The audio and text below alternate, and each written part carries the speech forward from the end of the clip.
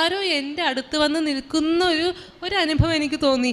ഞാൻ അത് നോക്കുമ്പോഴേക്കും നമ്മൾ ആ കിടക്കുന്ന അവസ്ഥയില്ല, ഞാൻ നോക്കുമ്പോഴേ മാതാവിൻ്റെ ഒരു രൂപം, അത് ആ മുട്ട ഹോസ്പിറ്റലിൽ ആ റൂമിൻ്റെ മുട്ട നിൽക്കത്തക്ക രീതിയിൽ മാതാവിൻ്റെ ഒരു രൂപത്തിൻ്റെ ദർശനം, ഒരു അത്ഭുത ദർശനം കൂടി എനിക്കുണ്ടായ കാര്യം ഞാൻ ഇവിടെ വെളിപ്പെടുത്തുകയാണ്.